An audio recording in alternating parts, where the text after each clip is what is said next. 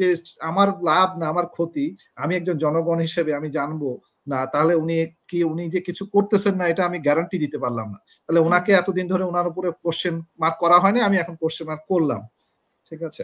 So this is one of the issues. একটা সিদ্ধান্ত, মানে সেখানে মানুষ জানবে না, মানুষ জানতে পারবে না। এবং আশ্চর্যজনকভাবে হলো সত্য যে আমাদের রাজনৈতিক দলগুলো কিন্তু এই নিয়ে খুব বেশি মানে আন্দোলন বা উচ্চবাচ্য করছে না। না, ওই যে বললাম যে ভাগাভাগির একটা মানে ডিপ স্টেক মিশন চলতেছে। ডিপ স্টেক মিশনটা মানে হচ্ছে এটা দেশের বাইরে বসে এদেরকে মানে বলতেছে যে তুমি আসলে তোমাকে এই ভাগ দিব, তুমি আসলে তুমি এটা পাবা। এই যে ভাগাভাগির মধ্যে আমি বারবারই গতবারও বলেছিলাম কোন দলটা নতুন করে আসছে সেটা হচ্ছে এনসিপি। এখন এনসিপি কি এই ভাগের পার্ট হয়ে যাবে? কারণ মানুষ তো একটা বেছে নেবে, কাউকে না কাউকে তো বেছে নেবে। ধরেন আওয়ামী লীগকে বাঁচলো না, বিএনপি কে বাঁচলো না।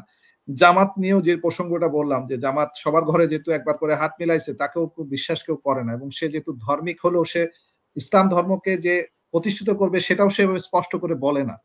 তার মানে হচ্ছে he is a doubtful character স্টেবিসে রয়ে গেছে। তাহলে থাকলো কে? সেটা হচ্ছে এনসিপি। কিন্তু এনসিপি কিন্তু এখনো পর্যন্ত তাদের নিজস্ব স্ট্রাকচার ঘোষণা করতে পারে নাই। তাদের যে দলীয় ডক্ট্রিন কি হবে, তারা কি আদত ইন্টারন্যাশনাল পলিসি কি হবে, তারা ফাইন্যান্সিয়াল পলিসি কি হবে, এটাকে তারা বলে নাই। তারা যেগুলো করতেছে সেগুলো হচ্ছে ডে টু ডে ওয়ার্ক। একজনকে দলীয় মনোনয়ন দিয়েছেন, সে আগে রিক্সা চালক ছিলেন এবং সে ওই জুলাই যোদ্ধা।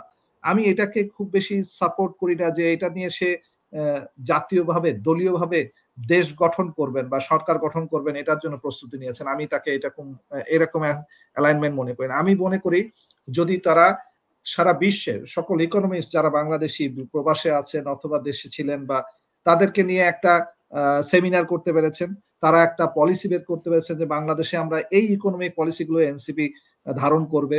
তারা একটা ফরেন পলিসি দেখাতো যে হ্যাঁ আমরা এই ফরেন পলিসি ধারণ করব, এর বাইরে যাব না। যদি বলতো যে আমাদেরকে যদি কেউ সে ইউএস কালকে এসে বলে যে আমার এই কন্ট্রাক্ট, কিন্তু সেখানেও তারা কম্প্রোমাইজড হচ্ছে। তার মানে এই পার্টিটাও যে কম্প্রোমাইজড হচ্ছে কি হচ্ছে না, this is a doubtful character. তো আমি যেটা মানে যে প্রসঙ্গ বলতেছিলাম যে দেখেন এখন কোথায় যে আটকায় আছি, মানে বন্দর চুক্তি নিয়ে অনেক কথা হচ্ছে গত 1-2 সপ্তাহে। আমি যেটাকে বললাম যে এটা ডিটেলস পড়তে গেলে একটা লম্বা সময় লাগবে, আজকের আলোচনা নিয়ে আসলাম না। ঠিক সেই রকম ভাবে বিদ্যুৎ আর জ্বালানি একটা করিডোর করে ফেলেছে। যেমন ধরেন আদানির সাথে একটা কন্ট্রাক্ট আছে, সেই কন্ট্রাক্ট বাতিল করে নাই। এর বাইরেও কিন্তু কিছু কন্ট্রাক্ট আছে যে বাংলাদেশের সাথে 2টা লাইন কনস্ট্রাকশন করা হয়েছিল ইন্ডিয়ার মাধ্যমে, নেপাল থেকে বিদ্যুৎ আসবে, বিদ্যুৎ কেনা হবে। এই যে করিডোর গুলো এগুলো হচ্ছে মানে আপনার এনার্জি ডিস্ট্রিবিউশন। ঠিক সিমিলারলি চায়নারও একই জিনিস আছে। চায়নাও একই এখন ডিস্ট্রিবিউশন নেটওয়ার্ক করেছে। সে মায়ানমারের পথ দিয়ে সে যে বাংলাদেশে এনার্জি দিতে বিক্রি করতে পারবে না বা চাইবে না তারকে বলতেছে, সেটাও সে চাইতেছে। তো সেরকম সবারই একটা ইন্টারেস্ট এরিয়া তৈরি হয়ে গেছে। সেই ইন্টারেস্টটা আসলে কতটুকু কে রাখবে, সে কোন ইলেকশন পার্টি আসলে কাকে রাখবে সেটাও তারা পরীক্ষা করতেছে। ঠিক সেরকম ভাবে ধরেন এখানে মানে 3 দেশের এজেন্ডা এখানে বাস্তবায়ন করার চেষ্টা করছে এবং কার কি লাভ হবে লস হবে সেগুলোর হিসাব নিকাশ, এবং এই সমীকরণ নির্বাচনটা ডিপেন্ড করতেছে যে নির্বাচন করে লাভ হবে নাকি নির্বাচন না করে লাভ হবে, কোন দলকে সাপোর্ট করে। আর এই দলগুলো তাদের মানে তাদের এজেন্ডাতেই ঘুরপাক খাচ্ছে, তাদের এজেন্ডাকে বাস্তবায়নের জন্য বা তাদের মনে করছে যে মানে তারাই পারে, মানে বিদেশি শক্তিই পারে ক্ষমতায় নিয়ে আসতে, মানে তাদের ফাঁদে পা দেওয়া। এক্স্যাক্টলি।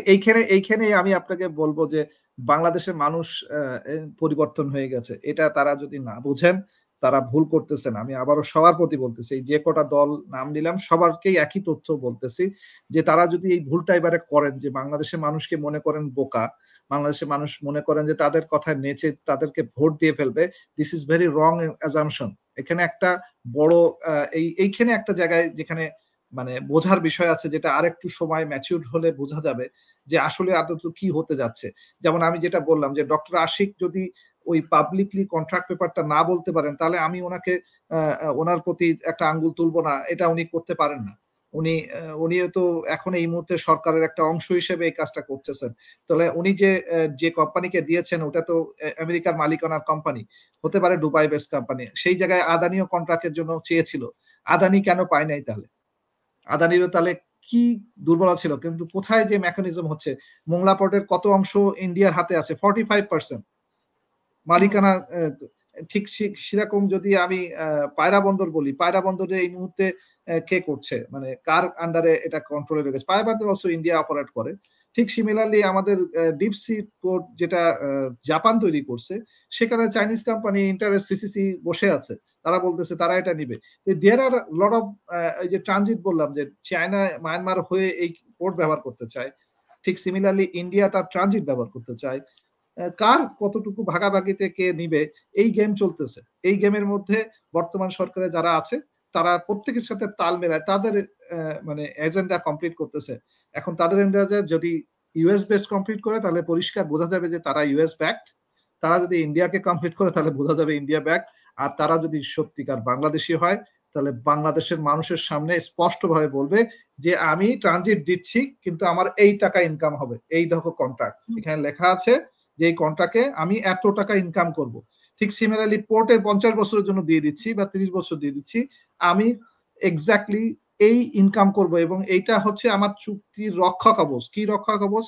এই চুক্তিকে কখন বাংলাদেশের গভর্নমেন্ট যে কোনো সময় চ্যালেঞ্জ করতে পারবে, যে কোনো সময় অডিট করতে পারবে, যে কোনো সময় এই চুক্তি বাতিল করতে পারবে, এই শব্দগুলো কি লেখা আছে? চুক্তি ইজ নট এ প্রবলেম, বিদেশকে দিয়ে দেওয়া ইজ নট এ প্রবলেম। তারা যে খুব রোমরম করে গত এক সপ্তাহ ইউনূস সাহেব বলে বেড়াচ্ছেন, এই যে আশিক সাহেব ভাষণ দিচ্ছেন যে চুক্তি কেন দরকার, যে ওখানে চুরি হতো, আমি তো বিশ্বাস করি চুরি হতো, 100% ওনার সাথে একমত। কিন্তু আপনি যে চুরি করতেছেন না সেটা আপনি আমাকে প্রমাণ দিতে পারতেছেন না, কারণ আপনি আমাকে চুক্তির ওই সংজ্ঞাগুলো বলতে পারতেছেন না যে চুক্তির ওই প্রসঙ্গগুলো কি লেখা আছে কিনা। তার মানে হচ্ছে আপনাকেও আমার সন্দেহ তালিকা থেকে আমি বাতিল করব না। ঠিক সিমিলারলি এই কথাগুলো আসলে বলার কথা কার?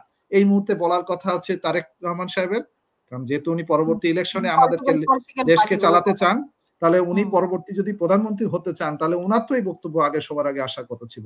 জামাতের যে আমির, তার পক্ষ থেকে আমার এই প্রসঙ্গটা আসার কথা ছিল।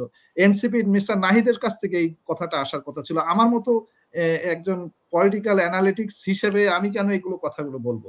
আমি শুধুমাত্র দেশকে ভালোবাসি। হ্যাঁ, আপনি কি দেশকে ভালোবাসেন না? তাহলে আপনিও বাসেন। তাহলে আপনি কেন এই কথাগুলো বলবেন না? আপনি কি কম্প্রোমাইজড? এই প্রসঙ্গগুলো নিয়ে এখন একটা বলছে যে এই অন্তর্বর্তীকালীন সরকার চুক্তি করতে পারে না, এবং যদিও অ্যাটর্নি জেনারেল বলেছে যে চুক্তি করতে পারে, তো এখানেও তো একটা ইয়ে আছে। কিন্তু চুক্তি করতে পারা না পারা আর হচ্ছে যে মানে সব শর্তগুলো আড়াল করা, কোন শর্তে আপনারা দিচ্ছেন সেটা আরেকটি ইস্যু। এক্স্যাক্টলি, চুক্তি যে কোনো সময় হতে পারে। আমার কথা হচ্ছে সরকার তো সরকারি। আমি এভাবেই দেখি। সময়টা আপনি দেখেছেন যে শেখ হাসিনার রায়ের সময়, মানে যেটা নিয়ে খুব বেশি আলোচনা হয়েছে, যে শেখ হাসিনার রায়ের সময় এক্স্যাক্টলি মানে যে সময় মানুষ সবাই ঝুঁকে থাকবে শেখ হাসিনার বিচার নিয়ে, সেই সময় একটা চুক্তি সাইন হবে। এগুলো এক একটা স্টেজ, এইগুলো সবই সাজায় দিয়া। এই যে আশিক সাহেব যে কাজ করেন, ওনাকে বলে দেয় যে এত তারিখে এই কাজটা করবা, কেউ না কেউ এগুলো ইনস্ট্রাকশন দিচ্ছে, মানে বাইরের থেকে একটা ইনস্ট্রাকশন মেকানিজম কাজ করতেছে বলে আমার দৃঢ় বিশ্বাস। কারণ ইদানিংকালের আমার প্রত্যেকটা ইনসিডেন্ট বলে দেয় যে এই সরকারকেও কেউ না কেউ পিছন থেকে মোটিভেশন করে চালাচ্ছেন। উনি যে বেসিক্যালি ওনারা নিজেরাই চলতেছেন তা একমাত্র নয়, তাদেরকে একটা ইনফ্লুয়েন্স চালাচ্ছে। এই ইনফ্লুয়েন্স থেকে দূর হওয়ার একটাই রাস্তা হচ্ছে পরবর্তী ইলেকশনে একজন ভালো নেতা নির্বাচন করা। আমার দুর্ভাগ্য হচ্ছে যে ভালো নেতাটা কে? Who is that? Is it NCP Nahid?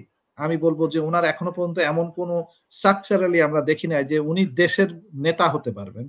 ঠিক সেরকম যদি জামায়াতের আমির বলি, উনি এখনো পর্যন্ত এমন কোন স্টেটমেন্ট দেন নাই যে ওনার পিছনে সব বাংলাদেশি বলে আমরা দাঁড়ায় যাব।